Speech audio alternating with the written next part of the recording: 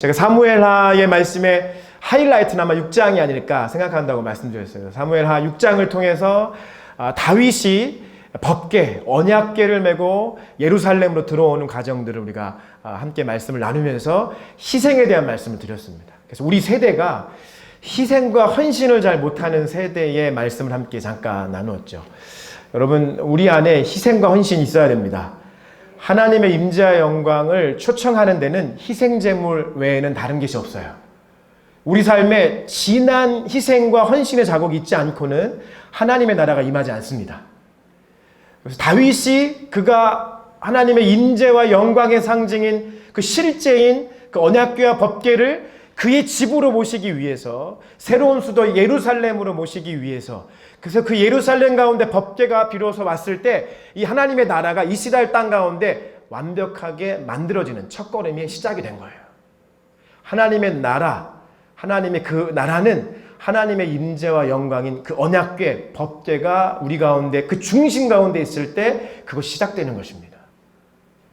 그 과정들을 위해서 우리가 어떠한 헌신과 어떠한 희생이 있어야 될지에 대해서는 저와 여러분 너무 잘 아는 사실일 것 같아요. 그래서 우리가 하나님의 감동을 따라서 우리가 우리 삶에 어떠한 희생제물을 주님 앞에 올려드려야 될지 함께 또 고민하고 주님 앞에 또 기도하는, 또 그래서 우리가 실제적인 헌신을 주님 앞에 드릴 수 있는 그러한 시즌 되기를 원합니다. 그러한 상황에서 사무엘하 7장으로 넘어가게 되는데요. 사무엘하 7장은 아마 사무엘하 중에서 제가 평가할 때 요즘 말로 말하면 찐장 같아요. 찐장. 깊이가 정말 있는 장이에요. 오늘 사무엘하 7장 말씀을 보면서 특히 세 등장인물이 있습니다. 첫째는 다윗이고요. 두 번째는 나단이고요. 하나님이 등장하십니다. 이 세 등장인물을 통해서 진짜 다윗의 인생 가운데, 그리고 사무엘 상하의 중심 가운데 가장 깊이 있는 하나님의 우리를 향한 말씀들이 여기에 담겨져 있는 것 같아요.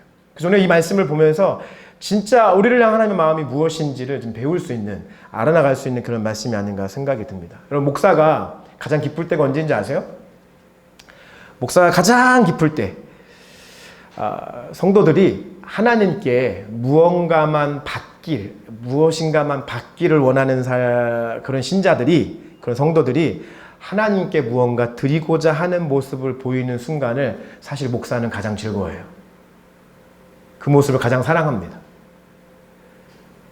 부르신 교회 성도 저 여러분들께서 하나님께 뭔가 받기만을 위해서, 목사님 이걸 위해서 좀 기도해 주세요. 저희 집에요 이것만 되면요 잘 될 것 같아요. 목사님 저를 위해서 이렇게 제가 제 진로를 위해서 이거를 위해서 좀 기도했어요. 그러면 제가 이렇게 잘할 것 같아요. 내가 하나님께 내가 무언가 받기 위해서 삶을 살아가던 신자가 이제는 목사님 제가 하나님을 위해서 무언가를 하고 싶어요. 목사님 제가 하나님 나라를 위해서 뭔가 헌신하는 삶을 살고 싶어요. 제가 하나님 나라를 위해서 저의 재정을 드리고 싶어요. 저의 인생을 드리고 싶어요. 제 삶을 드리고 싶어요. 라고 하는 고백이 나올 때, 부르신 교회에 그런 고백이 있을 때 아마 부르신 교회 목사인 저는 제일 행복할 것 같습니다. 할렐루야. 네. 오늘 긴장되시죠? 오늘 목사님 무슨 말씀 하시려고 하나? 다윗이 그랬습니다. 다윗이 오늘 1절 말씀에 보니까 여호와께서 주의 모든 원수를 무찌르사 왕으로 궁에 평안히 살게 하셨대요. 아주 평안히 살게 하신 그때에 참 다윗은 훌륭한 사람입니다. 정말 하나님의 사람입니다. 다윗이 그렇게 나단 선지자 앞에서 고백합니다.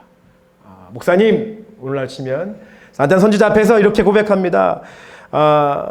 나는 백향목 궁에 살거늘 하나님의 궤는 휘장 가운데. 저는 이렇게 아주 의리의리한 집에서 살고 있는데 하나님의 법궤는 저 천막의 휘장 가운데 계세요. 이 무슨 뜻이에요? 제가 하나님을 위해서 집을 짓고 싶어요 라고 하는 거예요. 제가 하나님 나라를 위해서 제게 주어져 있는 위치 속에서 전부를 드리고 싶어요 라고 고백하는 거예요. 그래서 나단 선지자 앞에서 그 고백을 하고 있는 거예요. 이 고백은 진짜예요. 가짜가 아니에요. 제가 말씀드렸죠? 성도가 그렇게 헌신하겠다고 얘기할 때 목사는 가장 즐거워요. 아마 저는 나단 선지자도 너무 즐거웠을 것 같아요. 왕이, 절대 권력자가, 당시에 그 왕은, 주변에 있는 모든 국가의 왕은 사실 신이었어요. 절대 권력자라고요. 자기가 하는 말이 그대로 이루어질 수 있는 그런 권위와 권력을 가지고 있는 사람이에요. 힘이 있어요. 근데 그가 나단 선지자 앞에서 하는 말이 하나님 나라를 위해서 제가 헌신하고 싶어요 라고 고백하는 거예요. 얼마나 좋았겠어요. 나단이 그 말을 듣자마자 너무 아름다운 말이에요. 너무 좋은 말이에요. 조금도 하나님 앞에서 흐트러짐이 없는 말이에요. 그러니까 어떻게 해요? 나단 선지자가 예스 하는 거예요. 나단이 왕께 이르되 여호와께서 왕과 함께 계시니 마음에 있는 모든 것을 행하십시오. 그렇게 하세요. 여러분 그렇게 하십시오. 여러분 마음에 주님을 향한 헌신의 마음 가지고 있는 것 그렇게 하십시오.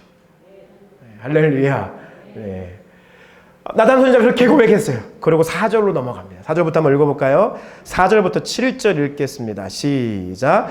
그다음에 여호와의 말씀이 나단에게 임하여 이르시되 가서 내 종 다윗에게 말하기를 여호와께서 이와 같이 말씀하시되 내가 나를 위하여 내가 살 집을 건축하겠느냐 내가 이스라엘 자손을 애굽에서 인도하여 내던 날부터 오늘까지 집에 살지 아니하고 장막과 성막 안에 사셨나니 이스라엘 자손과 더불어 다니는 모든 곳에서 내가 내 백성 이스라엘을 먹으리라. 명령한 이스라엘 어느 지파들 가운데 하나에 너희가 어찌하여 나를 위하여 베팡목 집을 건축하지 아니하느냐고 말하였느냐. 하나님이 너무 지금 행복해하고 있는 나단 선지자 앞에 다시 말씀으로 임하셔서 말씀하고 있는 거예요. 그게 뭐냐면 야 생각해봐.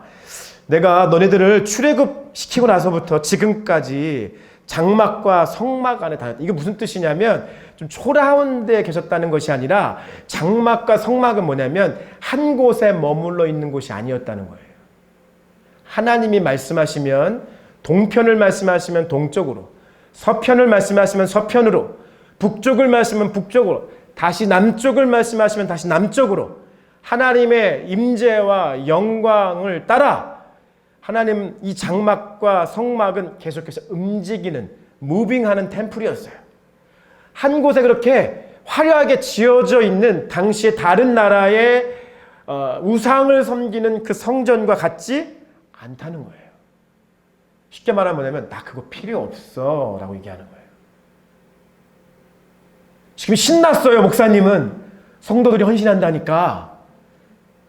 그래서 그대로 하셔야 돼요. 그게 맞아요. 라고 얘기했는데 그날 밤 목사님에게 하나님 말씀하시는 거예요. 야 사실 나 그거 필요 없어.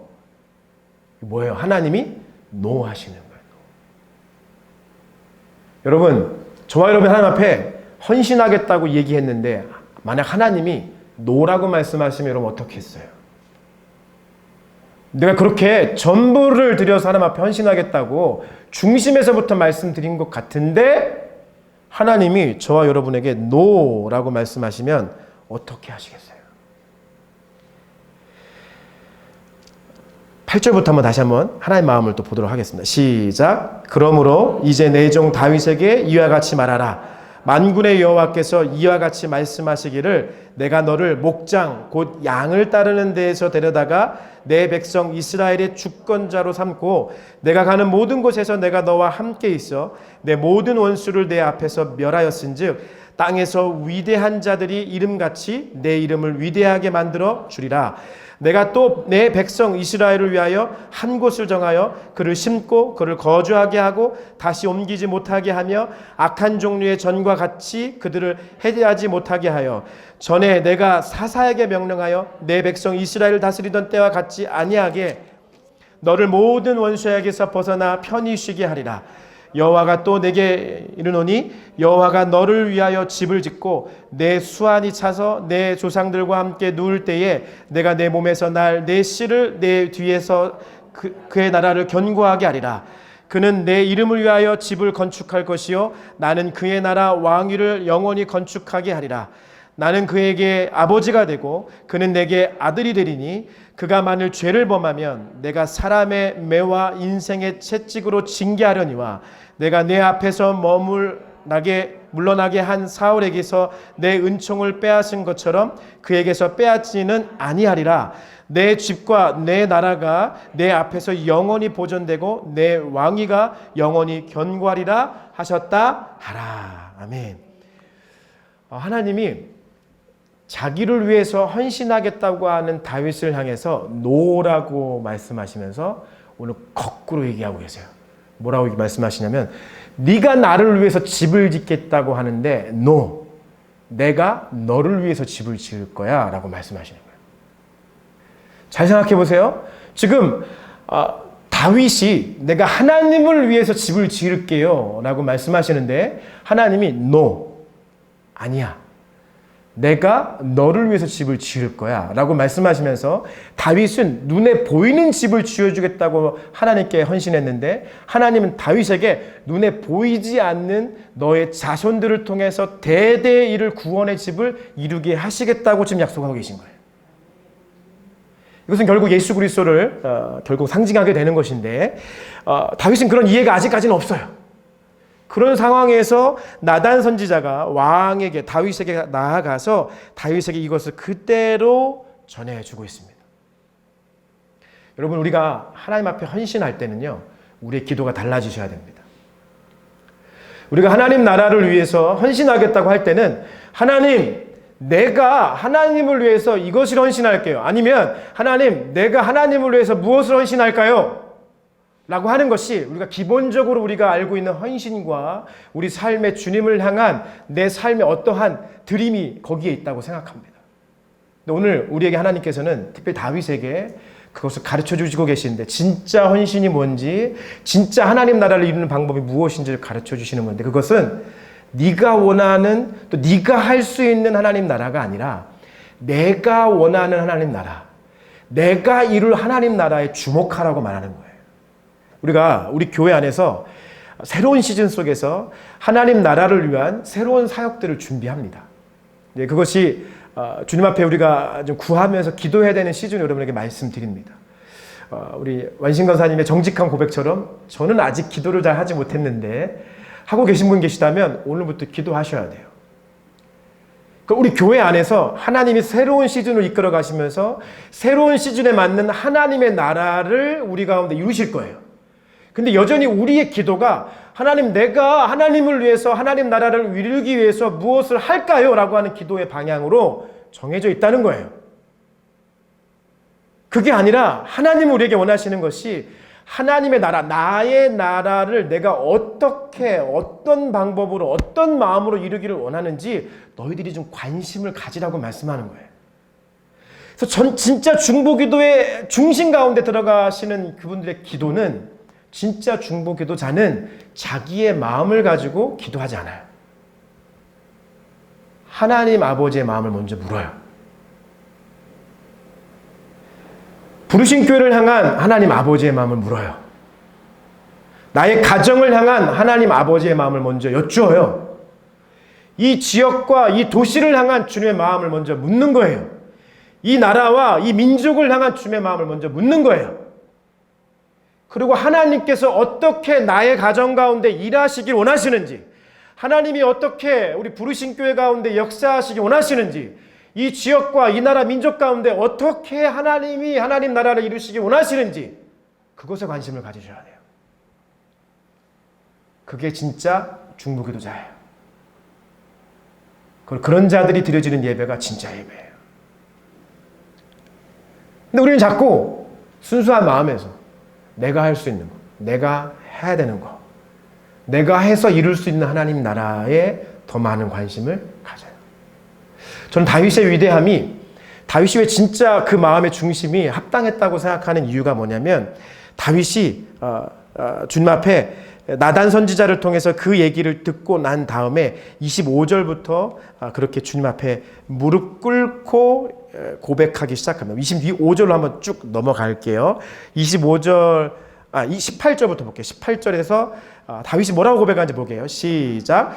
다윗 왕이 여호와 앞에 들어가 앉아서 이르되 주 여호와여, 나는 누구오며 내 집은 무엇이기에 나를 여기까지 이르게 하셨나이까?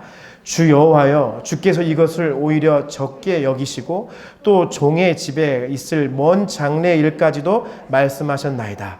주 여호와여, 이것이 사람의 법이니이다.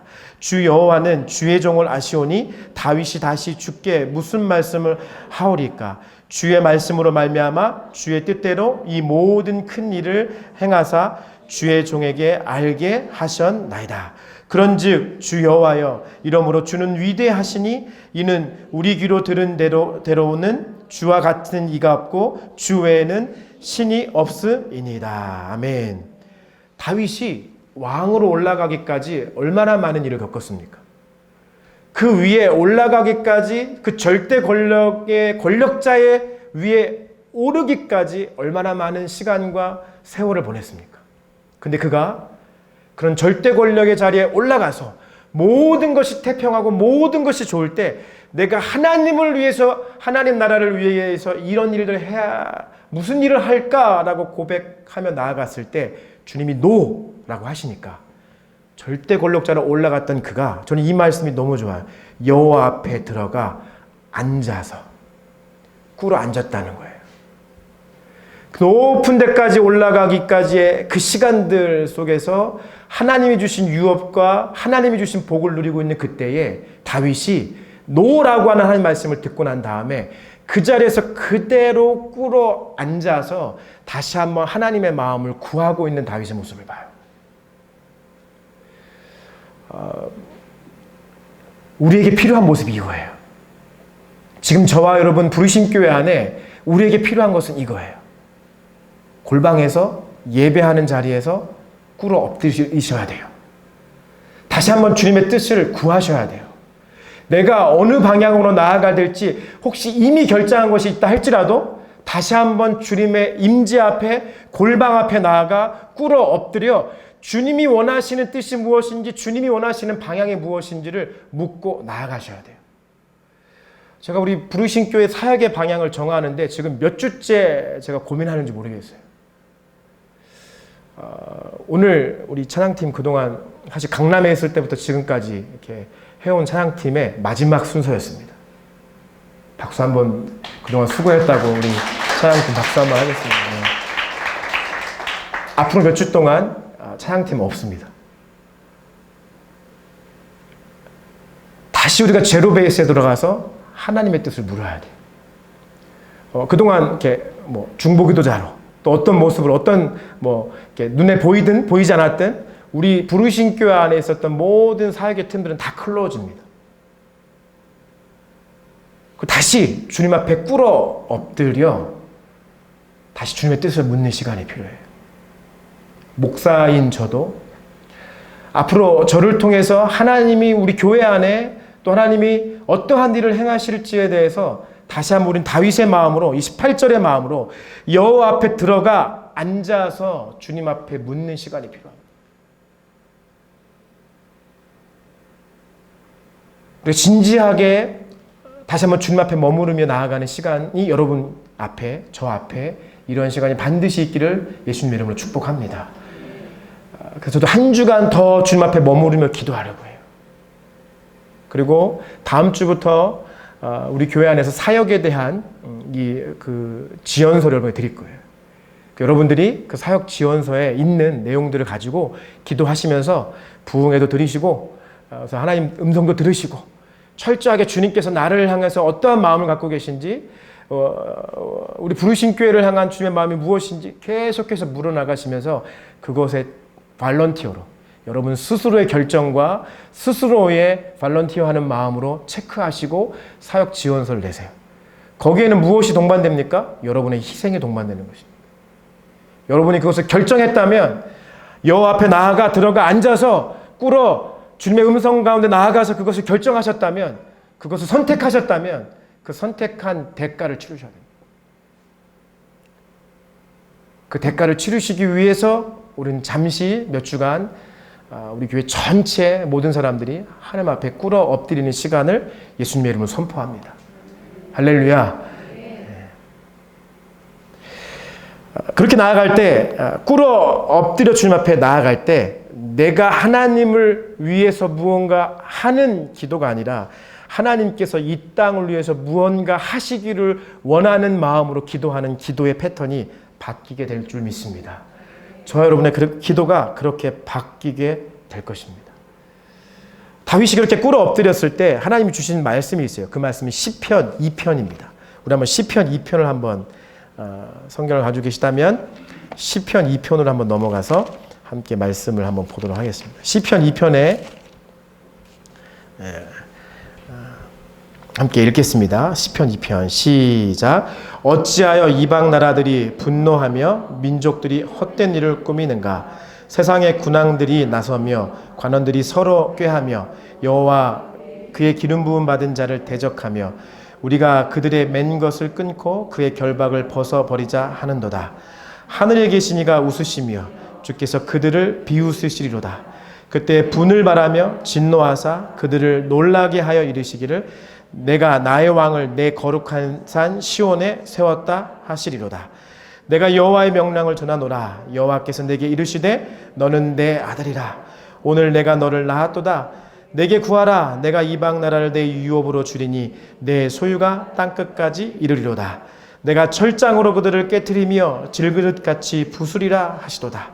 그런즉 군왕들아 너희는 지혜를 얻으며 세상의 재판관들아 너희는 교훈을 받을지어다. 여호와를 경외함으로 섬기고 떨며 즐거워할지어다. 그의 아들에게 입맞추라. 그렇지 아니하면 진노하심으로 너희가 길에서 망하리니 그의 진노가 급하심이라. 여호와께 피하는 모든 사람은 다 복이 있도다. 아멘. 세상의 절대 권력을 가지고 있는 사람들에게 다윗이 하나님 앞에 무릎 꿇고 얻었던 그 마음을 선포하는 것입니다. 너희들이 가지고 있는 그 권력, 그 능력 아무것도 아니야. 하나님이 하늘에서 그것 보고 비웃으셔. 7절부터 그가 고백하기를 하나님의 임재 앞에 머물렀던 그의 고백이 7절부터 이루어지는 거예요.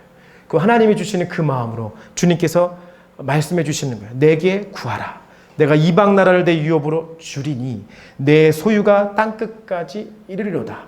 하나님 제게 그것을 주세요가 아니라 하나님이 내가 너에게 이것을 줄 거야 라고 말씀하시는 거예요. 이게 차이예요. 이게 아주 한 단어의 차이일지 모르겠지만 하나님 저에게 이것을 주세요가 아니라 내게 구하라. 내가 너에게 줄게 라는 거예요. 다윗은 그 비밀들을 깨닫기 시작했습니다.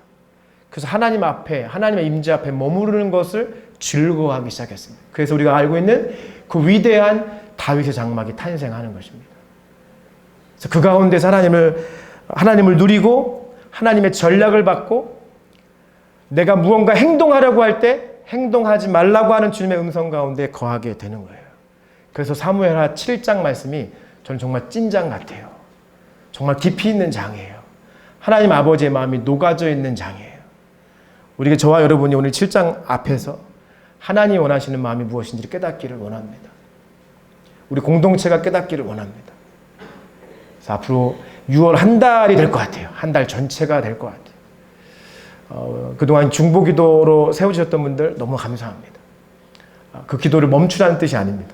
계속해서 기도해 주세요. 주님 앞에 머무시면서 주님이 명령하시고 구하라고 하는 것을 구하는 시즌으로 바뀌기를 원합니다. 그렇게 나아간 우리 부르신 교회 모두가 되기를 예수님의 이름으로 축복합니다.